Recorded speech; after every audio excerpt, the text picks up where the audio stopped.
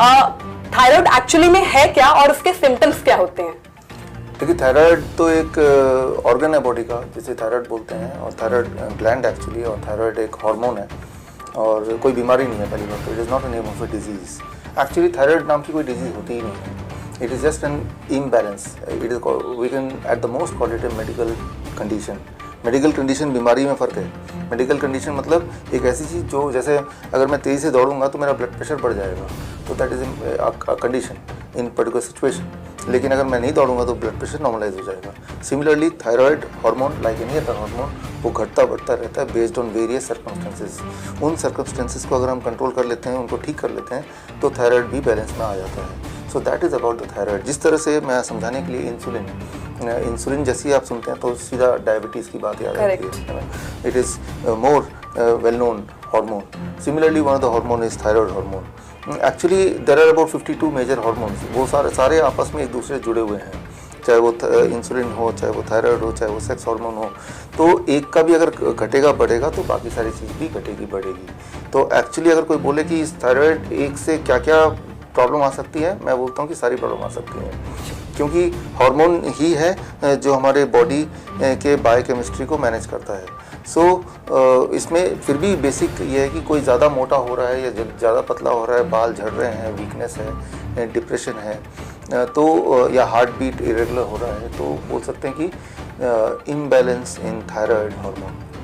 Okay sir, अगर हम कहें कि किस तरह के सिम्टम हमें देखने को मिलते हैं थायराइड में, और क्या बिना टेस्ट कराए इसको पहचाना जा सकता है कि किसी को थायराइड है? देखिए, अनयूजुअली अगर कोई मोटा होता जा रहा है या अनयूजुअली पतला होता जा रहा है तो ये थायराइड की निशानी है। और बिना ज़्यादा खाना खाए भी मोटा हो रहा है इंसान, बाल झड़ रहे हैं, डिप्रेशन में बिना किसी वजह के, तो ये सारे थायराइड के डायरेक्ट कारण हैं। इम्यूनिटी कमज़ोर है, बार बार बीमार पड़ रहा है, तो भी थायराइड की निशानी है। तो ये सारी चीज़ें हैं कुल मिला के जो, बल्कि लेकिन ये एक्सक्लूसिव वजह नहीं है कि बहुत सारे और वजह इनकी वजह से ये सारे सिम्टम आते ही हैं। लेकिन फिर भी जब ये सारे सिम्टम होता है तो वो इशारा करता है कि आपके थायराइड हार्मोन थोड़ा गड़बड़ है। सर, देखा गया है कंपैरेटिवली टू मेल्स, फीमेल को ये प्रॉब्लम बहुत ज़्यादा होती है, तो क्या इसका रीज़न है? देखिए, ऐसा है कि फीमेल को ज़्यादा ये प्रॉब्लम होती है, लेकिन अगर इसको हम बायोकेमिस्ट्री वाइज कुछ देखें क्यों होती है, ऐसा ज़्यादा क्यों है, तो इसका कोई ख़ास वजह दिखता नहीं है, राइट। क्योंकि मैंने तो देखा है कि जितने भी लोग हैं, चाहे मेल है या फीमेल है, जब हमारे पास आते हैं अपने थायराइड के स्टेटस को लेके, दवाइयों को लेके, the moment they change the diet and lifestyle, it takes about 1 month time to 3 months time to get out this problem. So it hardly matters कि ये मेल है तो उसमें कम होगा प्रोबेबिलिटी, फीमेल है तो ज़्यादा होगा। लेकिन शायद ऐसा देख रहा हूँ कि डायग्नोस्टिकली शायद औरतों को ज़्यादा प्रेस्क्राइब किया जाता है, you go for a thyroid test. जितना ज़्यादा आप टेस्ट कराएंगे उतनी प्रोबेबिलिटी की कुछ ना कुछ तो आपको वहीं से निकलेगा ही निकलेगा।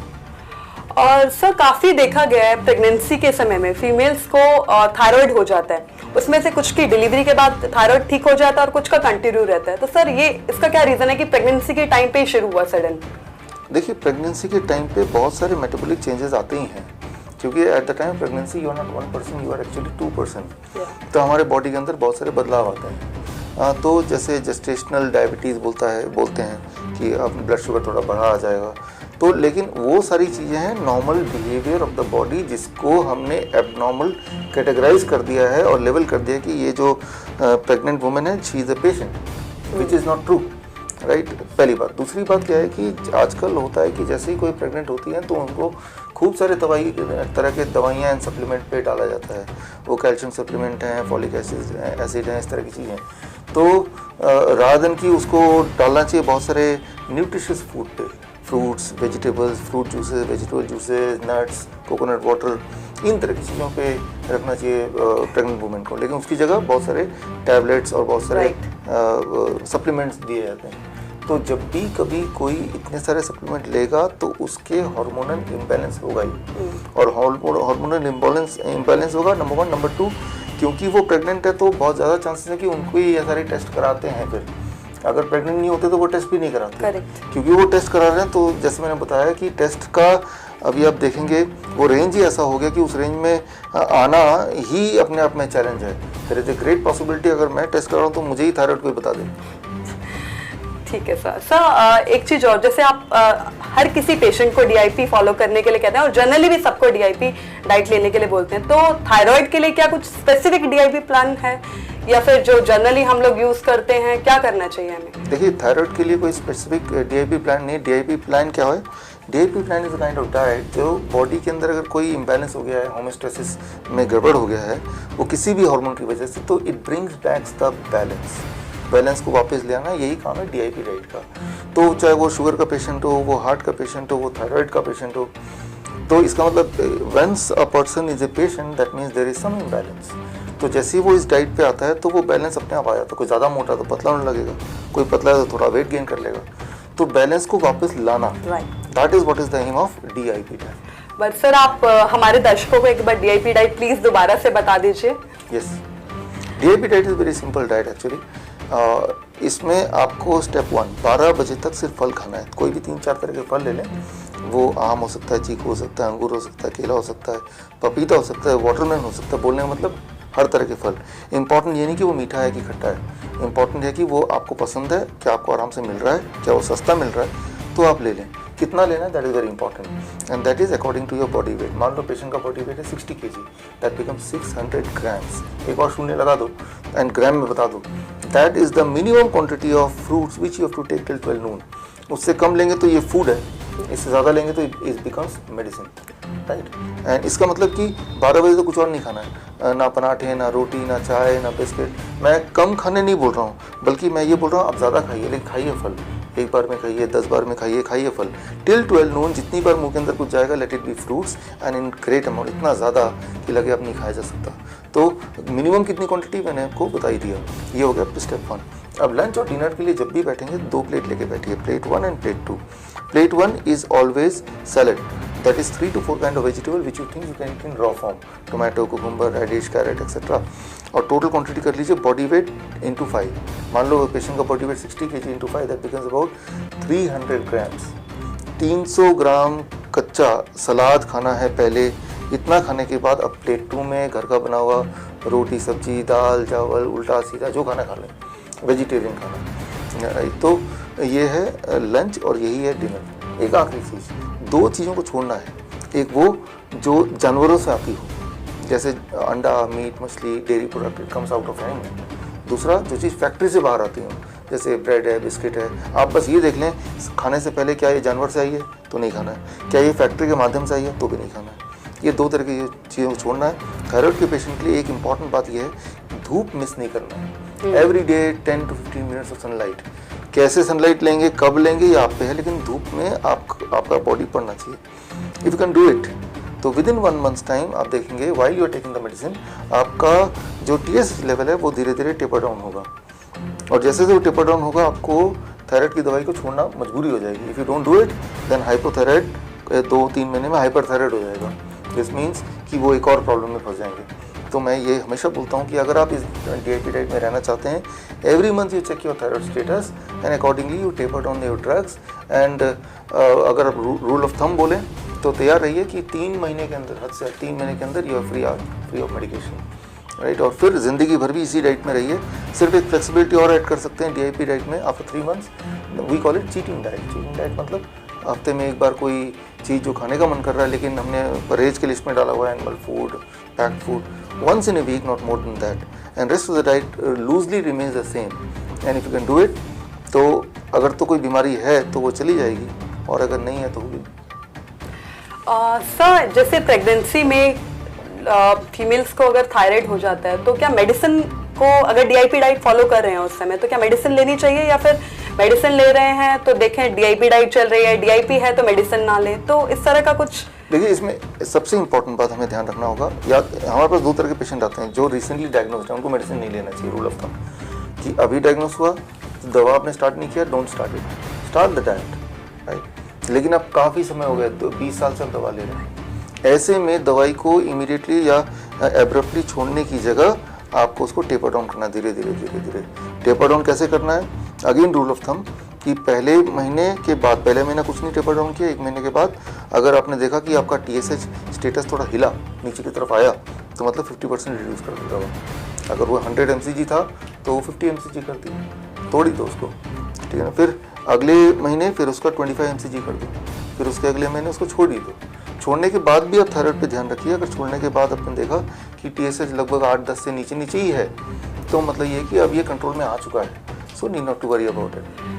सर, प्रेगनेंसी में DIP diet is properly safe, और क्या कुछ एड ऑन उसके साथ करना जरूरी है? देखिए, प्रेगनेंसी में DIP डाइट बहुत अच्छा रहेगा, नंबर 1। नंबर 2, इसमें कुछ और ऐड करना ज़रूरी है, क्योंकि आप जब खा रहे हैं, you are not eating for yourself, आप 2 लोगों के लिए खा रहे हैं। तो इसमें आप ड्रिंक, मैं बोलता हूँ drink, 5 kind of drinks, 5 glass extra डाल दीजिए, तो वो एक और जो बच्चा जो आने वाला है उसके खुराक का भी ध्यान हो गया। एक तो है कोकोनट वाटर, दिन में 1 बार या 2 बार। एक है सिट्रस फ्रूट जूस, मौसमी का जूस या फिर पाइनएप्पल का जूस। अभी जब जूस निकालेंगे तो फाइबर बहुत सारा होना चाहिए उसमें, उसको छानना नहीं है एग्जैक्टली।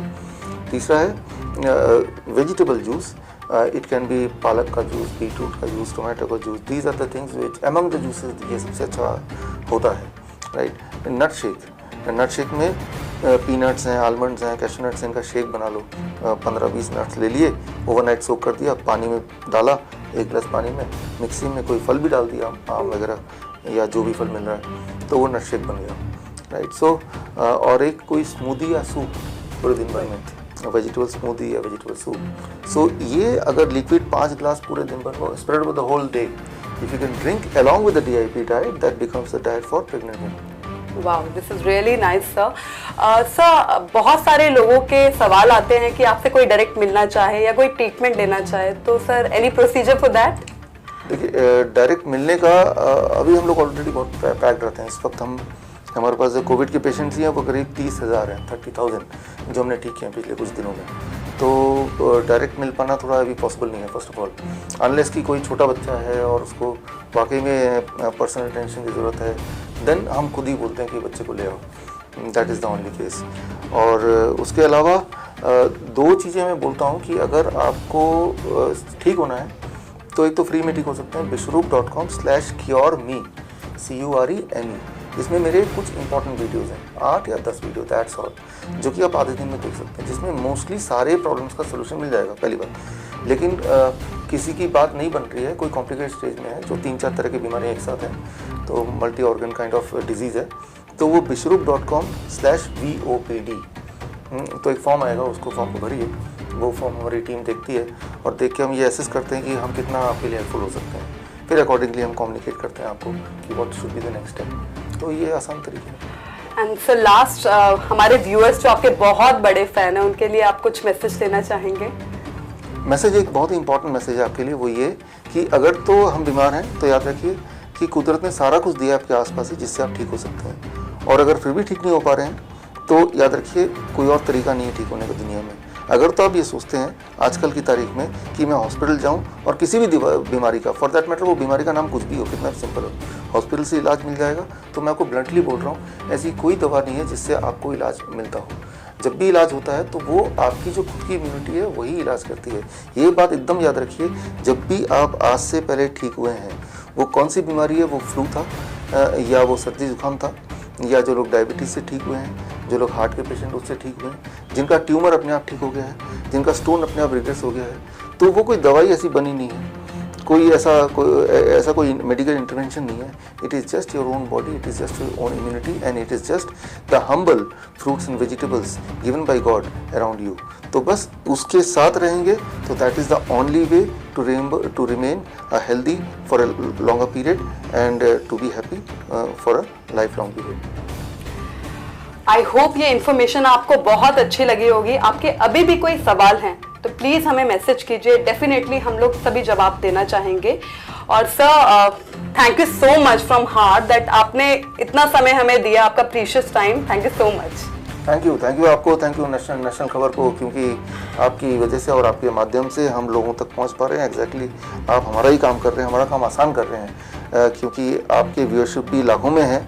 तो मैं तो ये मान रहा हूँ कि मेरा थोड़ा सा समय तो लगा, लेकिन लाखों तक तो पहुँच गए, कितना आसान हो गया। तो धन्यवाद तो मुझे देना चाहिए। धन्यवाद। You sir, thank you very much. आप लोग देख रहे हैं नेशनल खबर। थैंक यू, मिलते हैं फिर से।